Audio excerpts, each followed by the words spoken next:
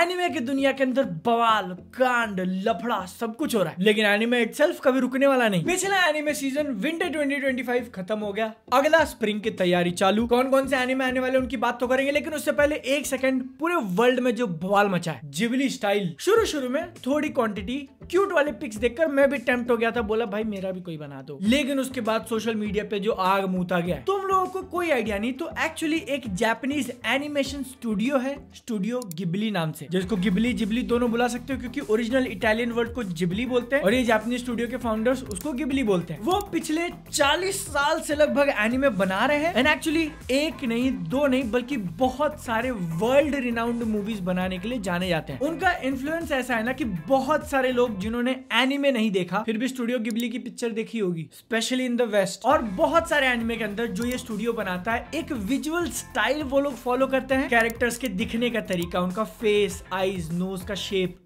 Colours. ये AI वाला trend आने से काफी पहले पॉपुलर था। जो लोग उनको जानते हैं, उनकी मूवीज देखी हुई हैं, उनको पता था कि जिबली का एक अपना अलग स्टाइल है। कांड होता है पिछले हफ्ते ओपन एआई नाम की कंपनी है जिन्होंने चैट जीपीटी बनाया था। पहले तो आप उससे टेक्स्ट या फिर आवाज से पूछ सकते थे, अब उन्होंने उसके अंदर नया फीचर ऐड किया है, फोटोज, जो कि एक्चुअली वो खुद करते थे एक दूसरे साइड ऐप में, डाली नाम से। लेकिन हम लोग इस टॉपिक में बहुत ज्यादा डीप नहीं जाएंगे। चैट जीपीटी के अंदर जैसे ही फीचर आता है, तुम एक्चुअली काफी अलग अलग टाइप के फोटोज बना सकते हो, लेकिन उन सब में से एक ही चीज वायरल होती है, जिबली स्टाइल। लोग प्रोफेशनल से लेके डे टू डे जो फोन से खींची हुई फोटोज हैं उनको कन्वर्ट करके खुश हो रहे हैं, सोशल मीडिया पे पोस्ट कर रहे हैं कि देखो भाई, जो कि एक्चुअली अच्छा लग रहा है, नॉट गonna lie। और मेजॉरिटी इंसान के अंदर जो इनसिक्योरिटीज होती है उनके चेहरे, उनके बॉडी को लेके, दूर करके एक बहुत ही क्यूट सी सा वर्जन प्रेजेंट करना, लोगों को मजा आ रहा है। लेकिन मेरे सामने दो काफी इंटरेस्टिंग फोटोज आए इंडिया टुडे ग्रुप से, जो ऐसा ट्रेंड करते हैं कि ये गिबली जिबली स्टाइल वाला ट्रेंड वर्ल्ड वाइड नहीं बल्कि मोस्टली कॉन्सेंट्रेटेड है साउथ एशिया में, और उसमें से भी मेजॉरिटी इंडिया एंड बांग्लादेश। सारे देशों के फोटोज तो नहीं दिखाए उन्होंने, बट अगर तुम जूम करके फोकस करोगे तो बांग्लादेश 100, इंडिया 86, ऑस्ट्रेलिया, मलेशिया और यूएस 4, जहां की वो कंपनी है वहां के लोग ही 4। उसमें भी अगर हम लोग सिर्फ इंडिया पे फोकस करते हैं तो स्टेट वाइज डेटा भी देख सकते हो। सबसे बड़ी आयरनी की बात है कि एआई और मशीन से ऐसा आर्ट बनाने वाला ट्रेंड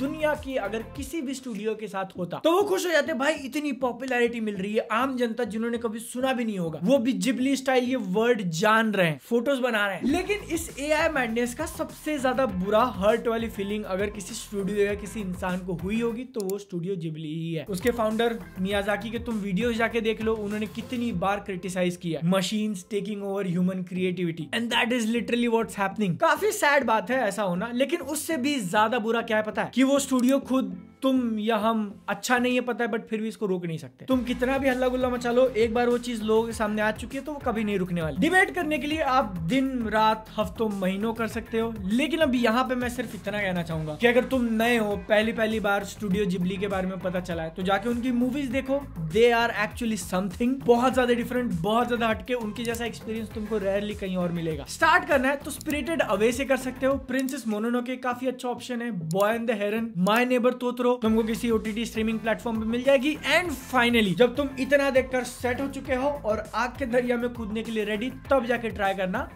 ग्रेव ऑफ फायरफ्लाइज। आगे बढ़ते हैं, दूसरे न्यूज की बात करते हैं, और इंडिया के अंदर you are not ready for what's coming. Chainsaw man की पिक्चर वो लोग लेके आ रहे हैं जो कि सीजन 1 के आगे की स्टोरी कंटिन्यू करेगा, एकदम कैनन, देखना इज अ मस्ट। 19 सितंबर को ये जापान में रिलीज होने वाली थी और ऐसा माना जा रहा था कि अक्टूबर एंड में शायद इंडिया में देखने मिले, क्योंकि मेजोरिटी वर्ल्ड वाइड कंट्रीज में ये अक्टूबर 29, अक्टूबर 30 को रिलीज होने वाली है, इंक्लूडिंग यूएसए, कनाडा। लेकिन बिडो, इंडिया के लिए खबर ऐसी है कि चेनसॉ मैन को तुम लिटरली 1 महीना पहले देखने वाले हो, सितंबर 26, जापान में रिलीज होने के बस 1 हफ्ते बाद। और इसका मतलब ये भी होता है कि काफी कंपैरिजन, फैन वॉर्स हो सकते हैं, क्योंकि अगर तुमको याद नहीं है तो डीमन स्लेयर की भी मूवी आने वाली है, उसका भी कैनन आगे की स्टोरी कंटिन्यू, बड़ी फाइट, इन्फिनिटी कैसल। तुमको पता है वो कब इंडिया में रिलीज हो रही है? 12 सितंबर ये उसका ऑफिशियल रिलीज डेट है। मतलब दोनों चेनसॉ मैन, डीमन स्लेयर की पिक्चर में सिर्फ 2 हफ्ते का गैप है। Theatres, Indian theatres. Solo levelling का सीजन 2 खत्म हो चुका है एंड आते आते मैंने कुछ लोगों को देखा था, कह रहे थे कि भैया यू डिड गुड, अब अगली बारी है the beginning after the end anime की। ओवरऑल एक काफी पॉजिटिव बस बनाने की कोशिश। एपिसोड नंबर 1 रिलीज होता है और जो बवाल मचा दिया इसने, एंटिसिपेट तो कर रहे थे कि एकदम पॉजिटिव जाएगा, लेकिन उसका ठीक हुआ उल्टा, क्योंकि उसके अंदर काफी ऐसे एनिमेशन वाले मोमेंट्स थे जिसको देखकर लोग कंप्लेन कर लगे कि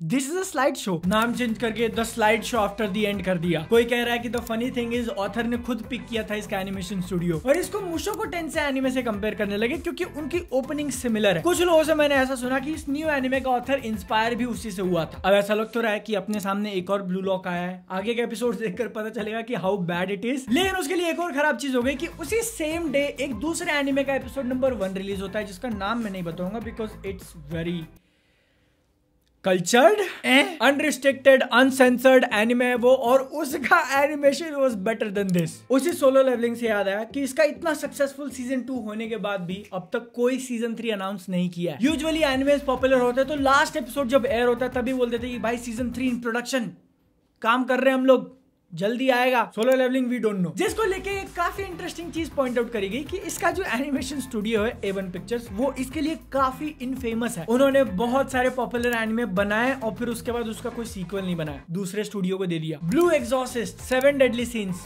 फेरी टेल, सोलो लेवलिंग सीजन 3 का हाल तो ऐसा है कि उसका स्टाफ अब दूसरे प्रोजेक्ट पे काम करने लगा है। तो अनलेस उनका काम खत्म करके जब वो लोग वापस एक साथ नहीं आते 6 महीने, साल, 1.5 साल, 2 साल बाद, या फिर नए स्टाफ को लेके फिर से बनाओ, दूसरे स्टूडियो को दे दो, ये 3 ही ऑप्शन है। एंड फाइनली एक काफी इंटरेस्टिंग फोटो मेरे सामने आई जिसने सोचने पे मजबूर कर दिया। फैंस हैं, फैन वॉर्स करेंगे। Somebody thought of putting Sung Jin-woo versus Gojo Satoru, जिसमें गोजो सातोरू की फटी पड़ी है। तुम बताओ सोच के कि अगर एक्चुअली ये चीज होती है, मतलब मैं वहां जाना नहीं चाहता लेकिन अब एंगेजमेंट के लिए करना पड़ता है भाई, कौन जीतेगा? अपकमिंग एनिमेस की बात करने से पहले एक काफी कॉन्ट्रोवर्शियल चीज की बात करनी होगी। माय हीरो एकेडेमिया के जो ऑथर है उन्होंने अपने he created show my hero academia के एक कैरेक्टर का आर्ट वर्क रिलीज किया, खुद से बनाया हुआ, और उसके बाद जो बवाल मचा है। 48 मिलियन व्यूज गए उसको और लोग कंप्लेन कर रहे हैं कि तुमने स्किन का कलर कैसे चेंज किया। She is supposed to be black but इस फोटो में she is not black. Criticism बहुत ज्यादा और काफी सारे लोग सपोर्ट में भी आ गए। कुछ कहते हैं कि भाई वो ऑथर है, उसका क्रिएशन है, जो मर्जी वो करे। बाकी सारे लोग तो लिटरली ये प्रूव करने लगे कि स्किन का कलर जो है वो अलग अलग लाइटिंग में अलग अलग दिखता है। बताओ, जो कोटेड रिप्लाईज हैं उनको 6-6 मिलियन व्यूज हैं। मैं इस चीज को लेकर बिल्कुल भी सरप्राइज नहीं हूँ। 7-8 साल से ट्विटर यूज कर रहा हूँ और अब जो प्लेस बन चुका है वहां लफड़ों के अलावा कुछ नहीं होता। तो इसलिए तुम एनिमे क्लाउड को सब्सक्राइब करो। यहाँ हम लफड़ा नहीं करते भाई, एकदम भाईचारा, प्यार दो प्यार लो। बोलना नहीं अपने को 5 लाख करना है, 466 पे आ चुके हैं, बस कितना चाहिए 34,000। तुम देखो सब्सक्राइब नहीं किया तो प्लीज कर दो। दैन का सीजन 2 या फिर सीजन 1 कोर 2 आने वाला है। उसका नया विजुअल, नया पोस्टर अपने सामने आया and it looks very interesting. Golden balls. और क्योंकि स्प्रिंग 2025 चालू हो चुका है तो उसकी लाइनअप अपने सामने, काफी सारे एनिमे रिलीज होने वाली पूरी लिस्ट देख सकते हो। कुछ मेन पे अगर फोकस करना हो तो सबसे पहला the beginning after the end, Devil May Cry, fire force का सीजन 3 चालू होने वाला है। मैं देख रहा हूँ, सीजन 2 पे आ चुका हूँ, होपफुली कंप्लीट करेंगे। One piece is back baby. 6 महीने के गैप के बाद अब उसकी ऑफिशियल स्टोरी चालू होगी, egg head.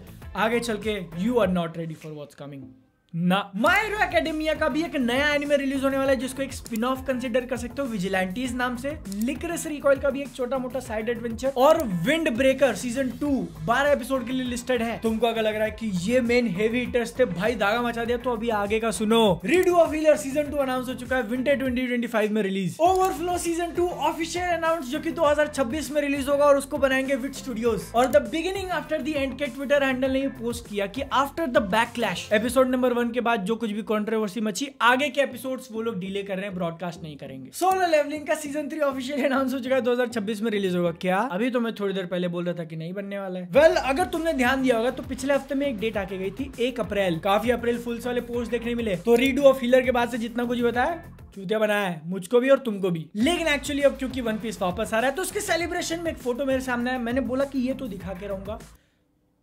Here it is, masterpiece, what an art. And finally एक मांगा मेरी नजर में आई, राजा नाम से, जो कि चंद्रगुप्त मौर्य की लाइफ के ऊपर बेस्ड होने वाली थी। कुछ चैप्टर्स रिलीज हुए लेकिन उसके बाद उसको रोक दिया गया। ये रही उनकी ट्विटर आईडी, कुछ पोस्ट के फोटोज तुम देख सकते हो। अगर चाहिए तो जाके उनको सपोर्ट करो, या बात करो, फॉलो करो इस वीडियो को लाइक करने के बाद। ओके, टाटा, मिलते हैं अगली वीडियो में।